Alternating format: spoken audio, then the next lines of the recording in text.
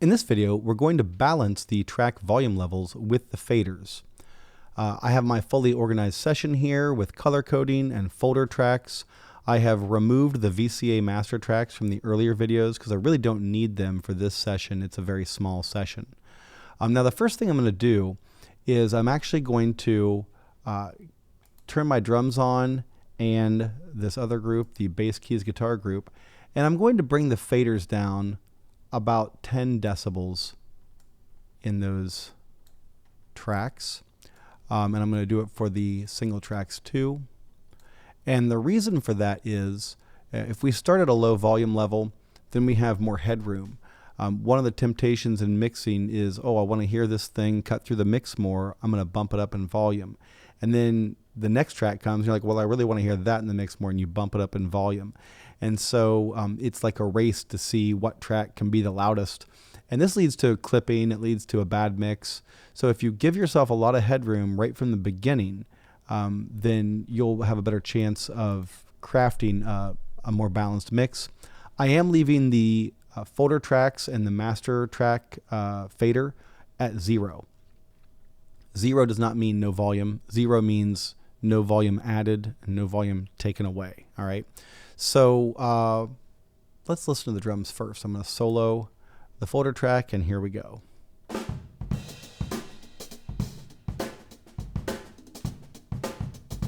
Let's listen to these kicks.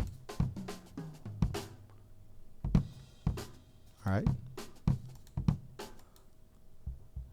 Now this track has some recording issues. I don't know what happened in that kick drum you're recording, but the kick out is really not happening that well. You have to really crank it just to hear it. So what we'll probably do is either not use this track at all, or we'll add some processing onto it, some EQ, some compression, and use it to enhance the thumpiness of the kick-in track.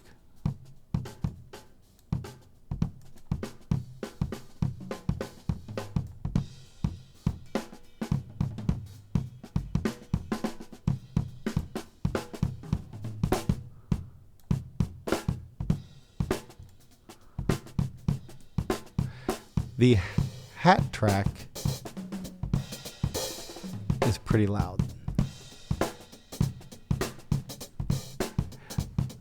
Now the toms here are mostly bleed tracks. The toms are only played once in a while, and so most of the time they're just picking up bleed from the rest of the kit.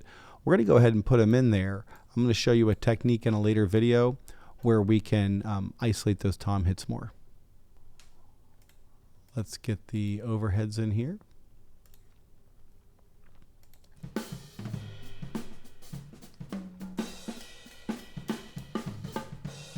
All right. And we have this room mic. Now the room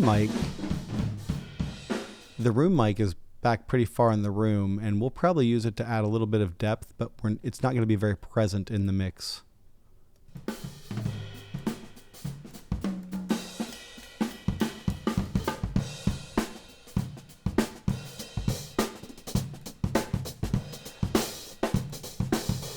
Now, if you're not sure how to balance these tracks, that's okay. You're a beginning mixer. I don't expect you to be good at this right away. The way I'm doing it is I'm just using my ears and my experience, and I'm making some decisions. Another mixing engineer would probably make different decisions.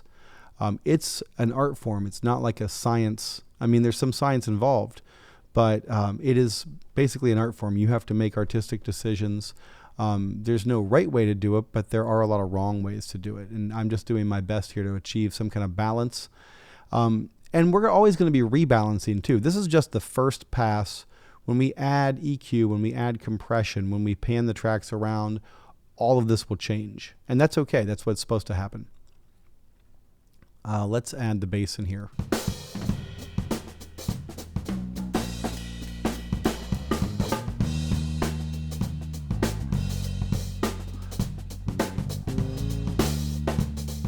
I'm going to bring the drums folder track down a little bit. See, I can do that. Now that I have this folder track, I don't have to mess with these individual faders. I don't have to bring them all down. I can just bring down this one, and that's handy.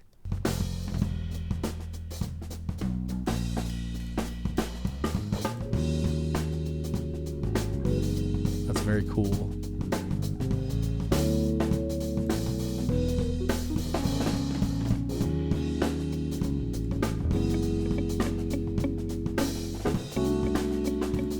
This guitar part is very small at the moment. It gets bigger later. Let's go over here where the solo is. We would probably automate the volume for this so that the solo sticks out and probably pans to the middle or something like that, but we'll cover that in a later video.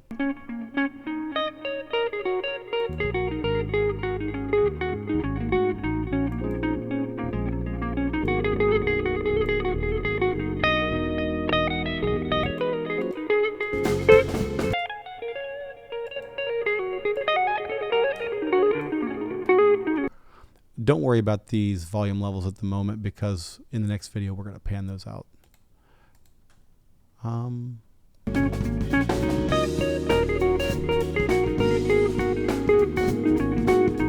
Let's get this saxophone part.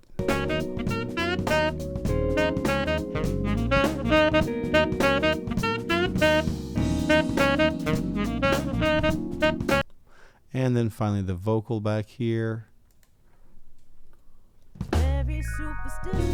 I'm just going to mute this end track so we only hear the one vocal. Very superstitious. Ladder's about to fall. And now I'll do the opposite. Baby broke the looking glass. 7 years of bad. So we're starting to run out of headroom up here on the faders. And this track, if you compare this track to, you know, some of the other tracks like the drums and stuff, you can see actually on several of these tracks where clip gain is going to come in handy. So what I'll do is I'm just going to bump up these tracks using clip gain. And you can see all the bleed in there. We're going to get rid of that later.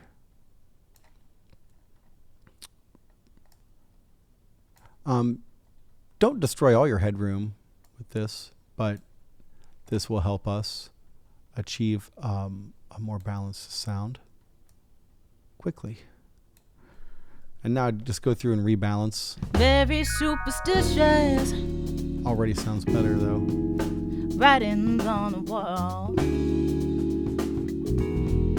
Very superstitious. Ladder's about to fall. 13-month-old baby.